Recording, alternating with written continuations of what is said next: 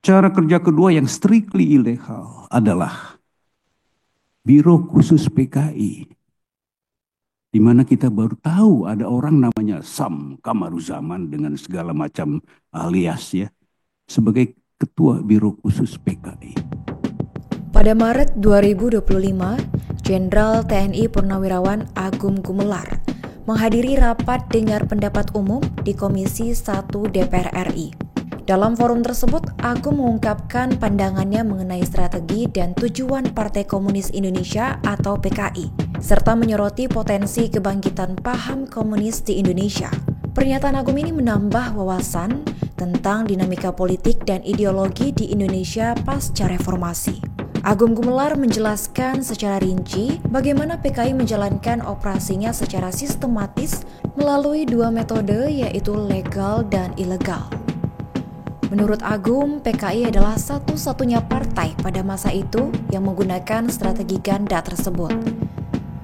Metode pertama dijalankan secara resmi melalui Komite Sentral PKI yang dipimpin oleh DN Aidit. Melalui struktur resmi ini, PKI membangun jaringan massa, mempengaruhi organisasi sosial politik, serta menjalankan agenda politik secara terbuka di Indonesia. Dalam strategi ini, PKI sering menampilkan diri seolah-olah sebagai pendukung pemerintah, sehingga bisa mendapatkan kepercayaan publik dan akses ke berbagai lembaga negara. Metode kedua dilakukan secara rahasia melalui Biro Khusus PKI, yang saat itu dipimpin oleh Syam Kamaruzaman. Agung menyebut bahwa aktor terpenting di internal PKI dalam G30S adalah Syam Kamaruzaman sebagai Biro Khusus PKI, bukan DN Aidit. Biro ini bertugas melakukan infiltrasi ke berbagai institusi, termasuk militer dan birokrasi, untuk mengumpulkan informasi strategis dan menyiapkan langkah-langkah ilegal yang mendukung agenda partai. Agung menekankan bahwa melalui Biro Khusus, PKI siap merebut kekuasaan dengan menghalalkan segala cara, termasuk melakukan operasi rahasia, infiltrasi, bahkan memanipulasi politik untuk menyingkirkan pihak-pihak yang dianggap penghalang.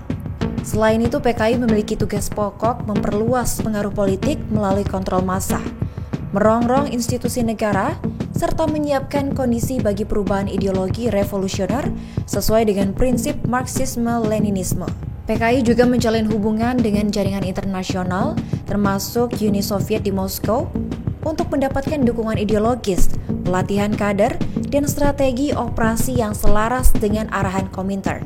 Agung menekankan bahwa pemahaman tentang cara kerja, tujuan, strategi manipulatif, dan jaringan internasional PKI sangatlah penting untuk mencegah kebangkitan kembali paham komunis di Indonesia, serta untuk menjaga stabilitas nasional. Proses dalam proses pelaksanaan tugasnya. Jadi begini, saudara-saudara sekalian, ya. Kita tidak usah ragu lagi, rakyat tidak usah ragu lagi, dan kita semua, kami juga Pepabri yang pernah berperan dalam masanya, ya, tidak usah ragu bahwa TNI punya komitmen yang kuat terhadap keamanan dan keselamatan bangsa ini. Mulai sebelum merdeka, kita sudah turut serta dalam proses memerdekakan bangsa ini dengan perjuangan-perjuangan di lapangan. Setelah kita merdeka, muncul pemerintahan yang dipimpin oleh Bung Karno pada saat itu. Setelah kita merdeka, kita menghadapi beberapa permasalahan di dalam negeri, ya, yang menyangkut masalah fungsi tugas pokok dari unsur keamanan, ya, keselamatan bangsa ini, yaitu terjadinya pemberontakan-pemberontakan, mulai dari DITI, Kahar Mujakar, ya, kemudian terjadi pemberontakan di Aceh, pemberontakan di mana lagi, ya, di PRRI Permesta dan lain sebagainya. Kita bisa melihat bagaimana TNI berperan untuk mengatasi gangguan-gangguan seperti ini, yang diakhiri dengan satu peristiwa yang sangat traumatis, yaitu peristiwa G30 SPKI, pemberontakan PKI tahun 1965. Saudara-saudara, khusus mengenai masalah G30 SPKI, saya ingin sedikit memberikan penjelasan kepada saudara-saudara bahwa peristiwa G30 PKI adalah satu peristiwa di mana PKI melakukan pemberontakan untuk bisa menjadikan bangsa kita ini menjadi bangsa yang berafiliasi ke komunis. Saudara-saudara, saya mengenal betul mengenai masalah ini karena kebetulan tahun 23, 24, waktu saya berpangkat kapten, ketika Pak Beni pulang dari Korea Selatan, dubes di Korea Selatan, beliau mendapat tugas jabatan sebagai dan Satgas Intel.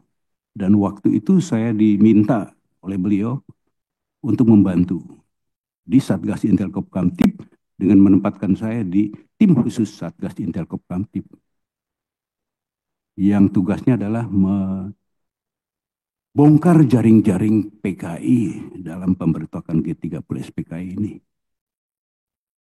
Maka saya mendapat peluang yang sangat berharga bagi saya. Karena pada kedudukan saya seperti itu, saya berkesempatan untuk melakukan interogasi terhadap semua tahanan-tahanan politik. Nah, untuk diketahui bahwa dengan kesempatan ini, saya berusaha melaksanakannya. Tetapi interogasi yang saya lakukan tidak berbentuk suatu tekanan fisik atau intimidasi. Dan saya tidak akan pernah melakukan itu. Interogasi yang saya lakukan adalah dengan dialog. Saya berdialog dengan namanya Sam Kamaruzaman, dialog dengan Suroso, Handaya. Saya ke Pulau Buru selama 2 minggu di Pulau Buru untuk mencari keterangan mengenai masalah PKI ini dengan cara dialog. Nah, dari kemampuan dari cara seperti ini, saya kemudian mendapatkan suatu kesimpulan mengenai masalah PKI komunis. Dan saya ingin sampaikan sekarang. Ada 3 hal yang harus kita ketahui mengenai masalah komunis, masalah PKI. Yang pertama adalah PKI, Partai Komunis Indonesia selama eksisnya dulu adalah satu-satunya partai yang menggunakan 2 cara kerja. Cara kerja pertama adalah cara kerja legal. Melalui apa? Komite Sentral, CCPKI. Disitulah Aidit kita tahu sebagai ketuanya.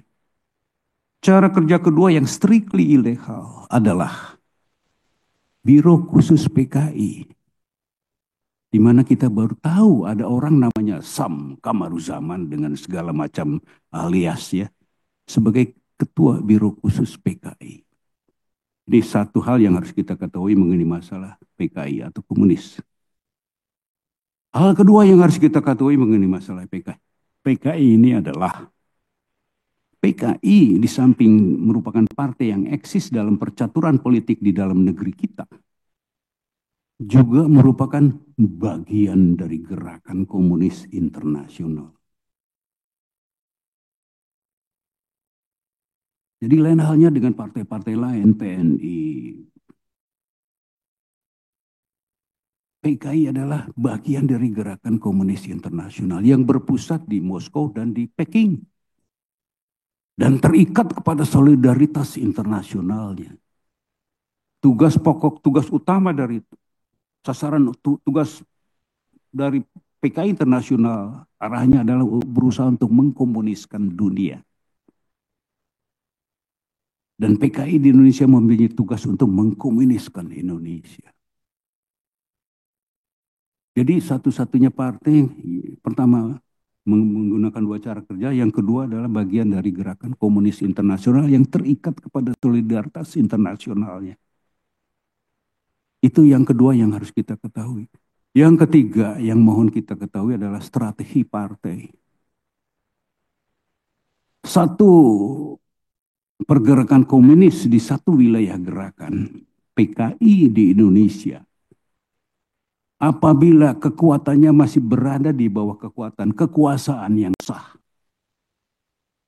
pemerintah, maka strategi yang mereka terapkan adalah hidup berdampingan secara damai. Dan itulah pra G30 PKI. Seolah-olah PKI adalah ujung tombak pendukung pemerintah. Sehingga warna pemerintah waktu itu agak sedikit menjurus ke kiri-kirian.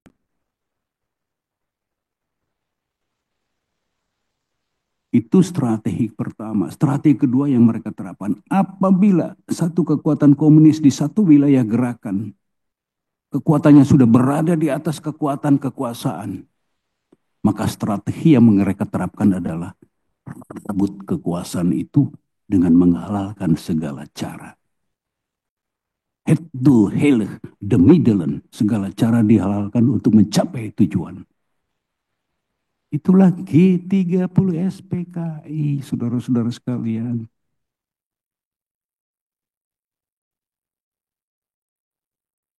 Yang ketiga, namanya PKI, komunis, tidak pernah mengenal istilah kalah. Yang ada adalah pasang dan surutnya perjuangan. Apabila strategi kedua belum mencapai apa yang diharapkan, maka mereka menerapkan strategi ketiga, mengendap ke bawah permukaan. Bergerak di bawah permukaan untuk bisa menciptakan kondisi agar mereka bisa bangkit kembali dalam segala bentuknya. Itulah PKI. Dan itulah G30 SPKI. Ini saya ingin sekali menyampaikan ini kepada, supaya kita tidak larut kepada upaya untuk merubah sejarah. Ya. Nah, kenyataan sudah 2 kali PKI berusaha untuk merebut kekuasaan di Indonesia. PKI musuh G30 PKI. Dan ternyata tidak berhasil. Itu menunjukkan bahwa bumi kita ini tidak cocok oleh benih komunis, Marxis-Leninis. Sehingga lahirlah kemudian TAP MPR nomor 25, melarang paham komunis, membubarkan komunis di Indonesia. Tapi jangan salah mengerti, saudara-saudara. Kita adalah negara yang melarang paham komunis, non-komunis, tetapi bukan negara anti-komunis. Nah, ini jangan salah kita. Kita masih tetap berhubungan dengan negara-negara komunis. Dan satu hal yang patut kita harapkan sebetulnya adalah pada akhirnya terjadi satu rekonsiliasi secara tidak langsung ya. Terjadi rekonsiliasi. Sekarang sudah tidak ada lagi anak komunis, cucu komunis. Semua sudah jadi anak bangsa yang punya peluang yang sama untuk mengabdi bagi kepentingan bangsa ini. Tidak ada lagi anak cucu komunis. Rekonsiliasi ini, Ibu dan Bapak sekalian, adalah sesuatu yang positif, yang bagus. Itu menunjukkan bahwa bangsa kita inilah bangsa yang gandrung akan perdamaian, gandrung akan persatuan. Dan secara kebetulan juga dunia pun telah berubah. Kita lihat Cina, RRT, ya, sejak Deng Xiaoping menjadi Perdana Menteri, ya, dengan filosofinya pasca peristiwa Tiananmen. Download Tribun X sekarang, menghadirkan lokal menjadi Indonesia.